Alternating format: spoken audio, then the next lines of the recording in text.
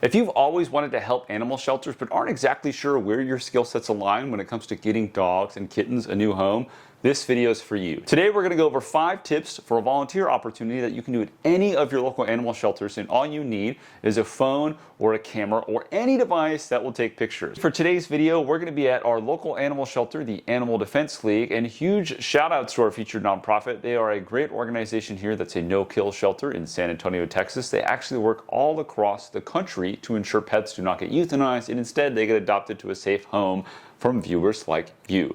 So why are we working with them? Because today we are volunteering to take photos and videos to post online to help get some of their newer pets adopted. So why is this so important? Because think about it. Online pet profiles are just like online dating profiles in that the picture has to convince you to get out of your house to go meet this potential lifelong partner. So with pets and animals, it is vital that they have folks with pictures and videos to go highlight these dogs. And it's really difficult for the staff sometimes to get these videos because they're busy taking care of the animals, feeding the animals, doing the daily things, running the shelter, right? So sometimes it helps when volunteers like myself or volunteers like you show up with just your phone or a camera or some sort of device to get cute pictures of these pets. So how do you do it in a way that helps them get adopted? So I'm going to go through my top 5 tips as we go through some footage here while I show you what to do to get great photos of these animals. And I'll give you some before and after clips along the way. First thing you want to do is determine the location of where you're actually going to be taking the photos or videos. This will determine a lot of things like lighting, what you can do for audio, and a lot of different options you'll have. I'm super fortunate that the Animal Defense League at this location actually has a big outside pavilion where you can walk the dogs and kind of have them play around. So we decided for the sake of our shoot today, we're going to do all of our filming and video taking on this pavilion and have dogs kind of come in and out of this little pavilion area for 2 reasons. Number 1, there's not a bunch of other dogs in the area that are barking or getting in the way in the scene or wanting to play with the toys too, so we really get some great one-on-one time with the animal. And 2, because we know the location, we can control things like lighting and make it look fun and have the dog be kind of out in their element and being excited, which will lead you better pictures in the future. That's why knowing your location is so important, because if you're going to be inside, you might have to do different shots, right? So if they're always going to be in their kennel, you might want to get in the kennel too, sit with them, do more snuggly pictures, try and cheer them up, play with them, bring some treats, maybe even have a light or something interesting to add an element of fun and excitement to the kennel area. Because think about it, if all the person sees is the kennel, is that really going to inspire them to get someone to get out of their chair, drive to the shelter, and get them a new home? Remember, know the location and figure out ways you can make it more fun and exciting so the pictures or videos you take come out way better. For our second tip, once you've got your location established, you want to actually build a connection with the animal. A common mistake I see where people jump in right away and just start putting the camera in the dog's face or holding up treats so the dog's looking at the treat so they can kind of get a fake smile and move on.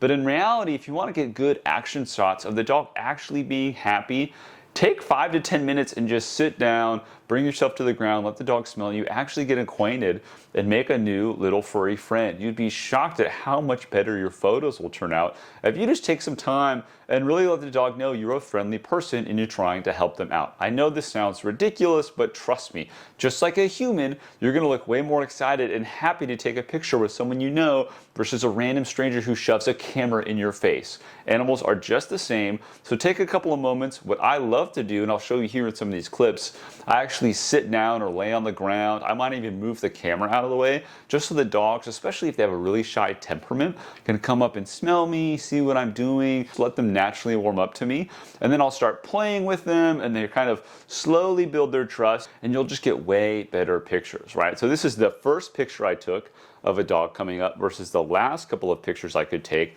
just because he was way more excited that I was there and hanging out. So take the extra time.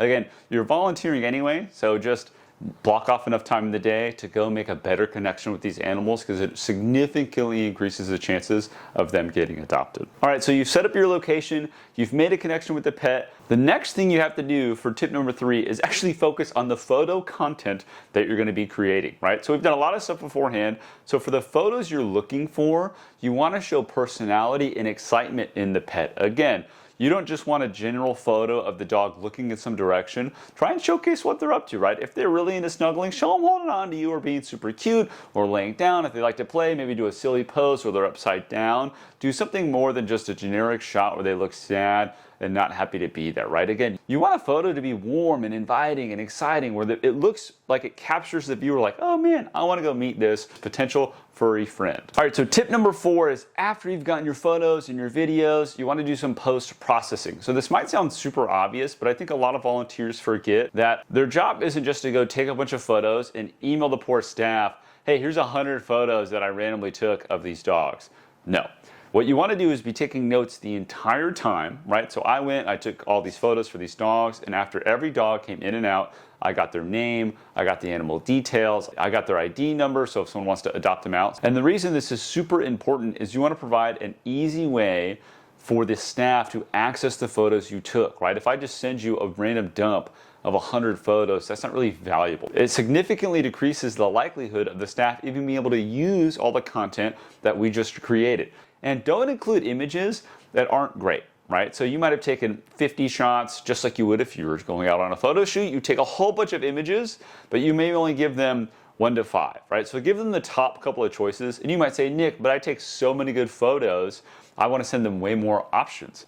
In reality, that way overcomplicates it, right? They're going to use 1 photo most of the time on their website. So stick to 1 to 4 super strong options. And then from there, they can pick based off what best fits their website. If they have a theme, or if they want to feature different images on social, they have some options. But if you send them 10, 20 photos, they're going to be way too overwhelmed. They're not going to even want to pick anything in the first place. Aside from organization, don't be afraid to edit some of the photos so they look a little bit better for when they're shared online. So some examples of this, and I'll show some up here. You might brighten the image, increase the contrast, and you really just want to highlight the dog's features so they look more friendly and more inviting, so you encourage people to go look out and meet these pups in real life, right? So don't do anything crazy. You don't want someone to get there and not even recognize the dog that was in the photo, but a little bit of color saturation here and there goes a really long way. And the final tip, if you're gonna go volunteer at an animal shelter for photos, is don't forget that you can be a storyteller and promote the photos as well. You might save the top 1 to 3 photos for the animal shelter and give them a couple of video clips so they've got the core content they need to go help get these pets adopted. But don't forget, you can leverage your own social media network to talk about these animals, right? Say where you were that day. Talk about the animal shelter. Took selfies with the dogs and talk about how they were so great and so friendly. Do things like I did to show that these dogs are super loving and just want homes to be in. I think so many folks get so caught up in the volunteer opportunity where it's like, oh, I have to take photos, I need to organize my photos and then send all my photos in and then I'm done. I did it. I got my hours, or I got my volunteering done, I'm on to the next project. No, don't forget to always use your voice as a volunteer to talk about what you're doing and share the stories of those animals in other networks. You might have a whole bunch of other followers that animal shelter can't reach without your help. So repost the photos, post them on your network, talk about what you were doing, do everything you can to get more eyes and attention on those dogs. Just like I'm doing now, I did all of this content for the Animal Defense League of Texas, but I'm putting it all over YouTube. So the more people talking about it and seeing these animals, you never know who is going to come adopt one of these pets. Another reason to share the content is you might inspire your followers to go check out the animal shelter and like and follow them. And that means they might not be ready for a pet right now, but in the future, they're going to know where to go look when they're looking to make an adoption. So always be highlighting agencies that you think are doing great work, because it's an easy way for them to build their following and get more eyes on their organization. I hope you enjoyed these 5 tips. Let me know in the comments below if there's any other cool things you'd suggest when it comes to volunteering at your favorite local animal shelter, or if there's any tips I missed or things that you would do differently while you're volunteering. And let me know if there's any nonprofits that I should reach out to, because you never know, we're going to interview next. I'll see you next time.